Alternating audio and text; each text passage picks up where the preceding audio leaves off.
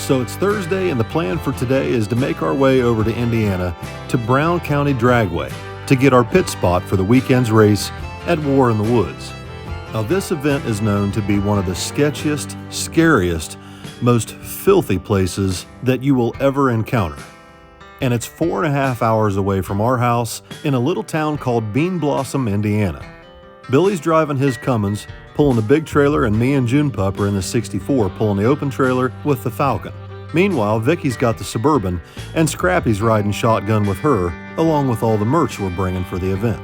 Now, most of Indiana is known for being a flyover state, but I'm telling you right now, southern Indiana is absolutely gorgeous. And Brown County in particular is really, really nice. As you're following your GPS directions, you start to wonder, where around here would they find a place to put a track? It's hilly, curvy, and a highly wooded area. But less than half a mile down Gatesville Road, off the main highway, the track appears on your left-hand side, and you quickly realize exactly why they call it War in the Woods. And if you've ever been there before, you know exactly why we're here Thursday to get a pit spot. The pit area down in the bottom next to the track is very tight, very congested, and very difficult to get a big truck and trailer in. But once we got our spot, we went out to check out the track surface and see just how fast we think we're going to need to go first round right off the trailer to get a win. Now, the first time we were here, the track was much more dangerous. They've made a lot of improvements and fixed some of the bad spots in the track, as you can see here. But the grass between the lanes still remains. And given the surface that we're working with here, there is little to no room for error in your tune-up or getting the car backed into its tracks. The main event kicks off Friday evening, and judging by the amount of spectators coming in, we were going to have a packed house all weekend. As the cars and trucks came in, everybody made their way down to the bottom to find a spot along the guardrail to watch and to pick up some merchandise before everybody sold out. Everybody was staying pretty busy, but there was one guy in particular that was swamped.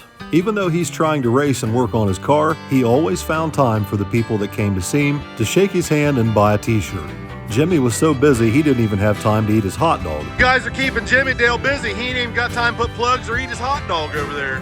Eventually, Jimmy did have to go over and tend to his race car and put spark plugs in it and finish getting the car ready before the driver's meeting for hard tire class, which would be out first, right after the national anthem. And Happy's little boy Paxton had the honor of holding the flag for everybody, which I'm sure will be a memory neither he or anybody in attendance will ever forget.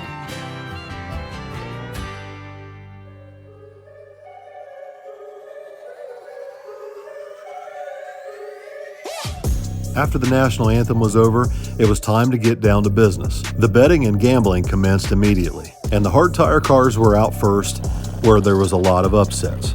But luckily for those who went out first round, there's a second chance race Saturday. Given the vast number of cars that entered hard tire, the track staff wanted to get through the first 2 rounds of hard tire as well as 1 round of big tire before they brought out the small tire cars later in the evening. There were 86 cars entered in small tire from all over the country, from New York to California, racing for over $30,000 in cash. Now, obviously, when there's that kind of money on the line, everybody's going to be turning their cars up. The track surface when we got there wasn't in too bad a shape, but with this many cars going down every single round, it's bound to get really good, even though this event is water burnout only. Based off what we were seeing the first 10 or 12 pairs of cars going down in small tire, it looked like if you were going 540 to 550, you were in the money. In my opinion, the track conditions were really pretty stellar. The biggest threat to us was the water grains and density altitude, because we haven't raced in air this bad since last year when Billy wrecked a Nova out in Missouri. Luckily, both boys made it through first round without any problems, but the air quality was definitely slowing the cars down to the point where we weren't sure whether the draggies were off or whether we had some serious problems. But once the sun went down, the track hardened up, the air got a lot better, and the cars started to pick up and make the power that we were used to. After Billy and Tommy had made it through first round, the next one up we were concerned with was Jimmy Dale, but he came out swinging with the big jet and the front end tied down in Magic Johnson and ended up making it through first round. Billy and Tommy both made it through second round, but Billy's second round pass was pretty sketchy. He got off the edge of the track, and as tough as it was to watch, it was nothing compared to what I would see on Saturday. While we were spending our weekend in Indiana drag racing, back home Jeremy and Dad are working on trying to get the rest of the beans planted. The front field's already coming up, but the east field hasn't been planted yet. Dad just got done disking the field, and he's got the grain drill hooked to his old John Deere A out in the field ready to go.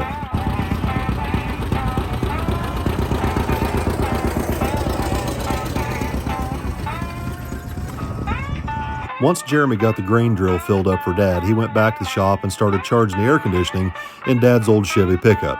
Then he started working on his S10, trying to get the engine pulled out of it, but before he could get that project finished, Dad called and asked him to bring the old Ford down because the John Deere A's carburetor's still giving trouble. So they finished up the east field pulling the grain drill with the old 641. While Dad and Jeremy are just about done in the dirt up home, we were ready to get out of the dust and dirt down in Brown County. The hot, dry weather had left everything parched down there, and the pits were literally a dust bowl.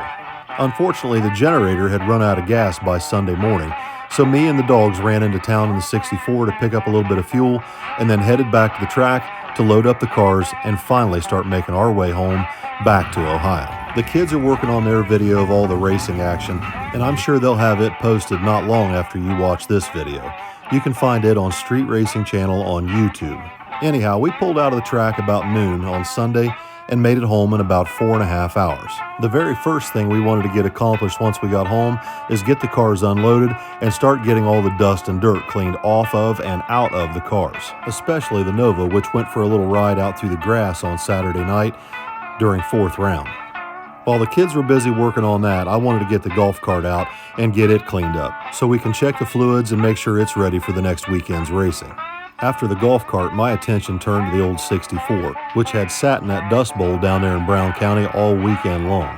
It didn't take long to run out of super citrus trying to get all this stuff cleaned up, so I ran into Jack's Wax to pick up some more detailing supplies and stock up on everything we needed to get the trucks, trailers, and race cars cleaned up for another weekend worth of racing. After that, June Pup and I made a little trip over to Jegs to pick up another set of tires and a new cold case radiator for my Nova, which I hope to start working on tuning tomorrow.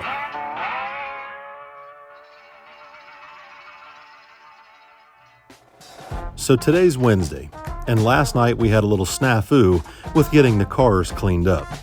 You see, usually Kenny Powers is the one that takes care of cleaning all the cars and trucks and trailers up, but Kenny's on vacation. So last night, Billy and Rob took it upon themselves to wash the cars. So you remember yesterday when I went to Jack's Wax to pick up some super citrus? Well, Billy and Rob tried to use it to wash the Nova and the Falcon. Now, super citrus is not a car washing soap. It's actually a degreaser. And there's one thing you definitely don't want to do if you're using super citrus. Never, ever, ever, ever let it dry on a painted surface out in the sun. Billy and Rob decided to wash the cars yesterday while Kenny's off, floating in the ocean. Jeremy is referring to a video that Kenny posted on Facebook of him walking in his Crocs out into the ocean.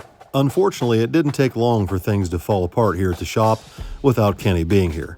Kenny knew that the only thing I wanted used on this car is soap and water or Prep-All, but I would have never guessed somebody would use Jack's Wax Super Citrus on it and let it dry in the sun. Anyway, we then turned our attention to my car sitting outside, and Jeremy went down to Mark's to get a lower radiator hose and check in on Mark after he just finished his jury duty. What? Well. What do you want? What's up, juror? Well, I've done my civic duties. I got some civic duties. Do ya? Yep, they made it back from the race. They didn't blow anything up. Well, that's good. Just made it dirty. I'm not going to mention any names, but somebody decided to spray citrus cleaner on stuff, and now all the cars look like it's got leprosy. Really? What do you got to fix that? Well, something in a can.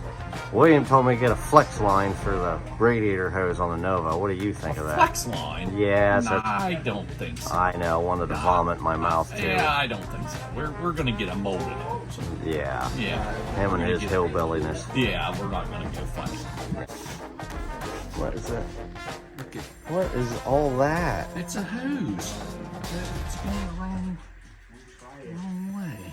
God, what happened? What happened to this? It's going the wrong direction. There. That ain't it. Damn it. Oh Okay, we're my. gonna scratch that one.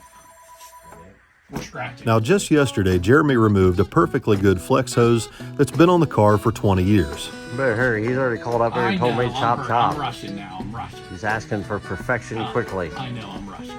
After tossing a perfectly good hose in the trash, guess what I end up with? Couldn't do it, could you? What you got there, Niedermeyer? Trying to unscrew something else up. Looks like you got the exact same hose that I had before that worked perfectly fine for about 20 years. Now, I could have stood out there and argued with Jeremy all afternoon and had a good time doing it. However, I got a call from Allison that she needed a little bit of help down at Billy's shop. Yesterday, a whole bunch of new merchandise came into Billy's shop that she's been waiting on to fulfill orders for the Mustang giveaway. But now she needs a little bit of help getting all this stuff to the post office. So if you're one of the many people waiting on merch to come in from the Mustang giveaway, be patient, because we just took this huge load down to the post office this afternoon. And by the way, if you haven't bought anything to get entered, this is your last week to do so. Entries will be accepted until midnight on June 12th. Between now and then, every dollar you spend on streetracingchannel.com gets you an entry. Anyhow, while me and Allison were finishing up down at the post office, Billy pulled his Nova out and brought my car in to make some repairs to the turbo drain lines and fix some oil leaks. Plus, I wanted to pull the carburetor off and check the needle and seats, just to make sure there's nothing stuck in them. And this also gives Jeremy a unique opportunity to film me working for a change. So, what are you doing? Are you shitting me? I went ahead and pulled both front and rear bowls off and checked everything out, and everything passed inspection. You done yet?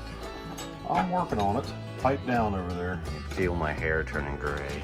Jeremy seems to take great pleasure in aggravating the shit out of me while I'm trying to work on my own car. Are those torqued down to precision? Yeah.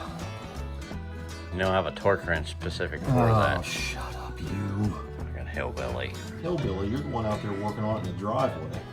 It's a nice day. Skilled people can do that. Yeah, I can see that.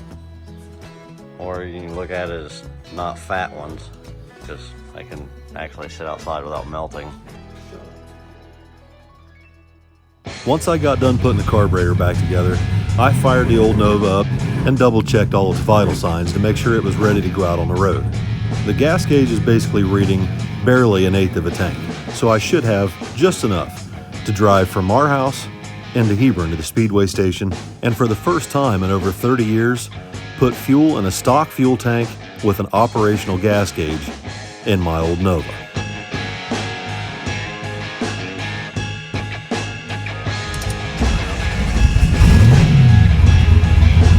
Even though the gas tank and the sending unit are brand new, and I know that the gas gauge worked the last time I hooked it up, it has the same problem my Malibu has. It only reads half a tank when it's clear full. But I guess some indication of how much fuel is in the tank is better than no indication. Anyway, when I got back to the house, I went ahead and gave the car its first bath by hand that it's had in, at least 10 or 15 years. And of course, my numbnut brother took the opportunity to try and aggravate the shit out of me while I'm washing the car. He had his little speaker hanging out the window playing some stupid song about working at a car wash. I threatened to throw the wash mitt at him, and once he got away from that Mustang, I turned it loose. Unfortunately, I missed him and hit the bedside of his pickup. Now you made a shiny spot.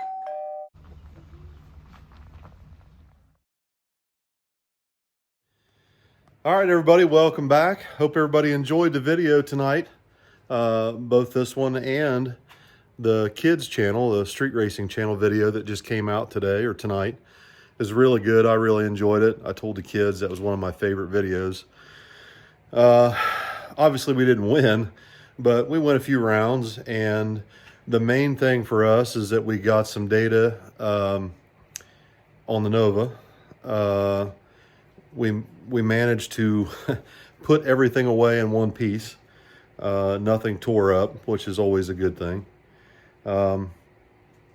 Huge thank you to Jeff Thomas and everybody that takes part in making that event happen. We had a wonderful time. It's an incredible venue. It's an incredible event.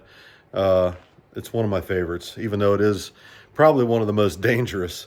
The track is a lot safer now than it was the first time we went. Very thankful that things worked out the way they did for Billy. That could have been really bad. You know, I always say a prayer before those kids make a pass every time. I don't always get to kneel down behind the car, but I'm always saying a prayer in my head. I never let those kids go down without saying a prayer. And I feel like my prayer was answered on that one. I remember distinctly my prayer, just kept saying over and over in my head, please, Lord, let him come home safe. Please let the car come home safe. Please let us go home in one piece. And the good Lord came through for me on that one. Because obviously Billy was headed for the trees on the left-hand side of the track. And if it weren't for that little tug of Logan's parachute, he would have probably been in the trees. The car probably would have been totaled, and he may have gotten hurt. So always stay prayed up, guys. I'm gonna go ahead and hop off here for tonight, get this video uploaded and edited, and get to bed. Thank you all for liking, sharing, commenting, and subscribing. I really appreciate it. I hope you enjoyed the videos.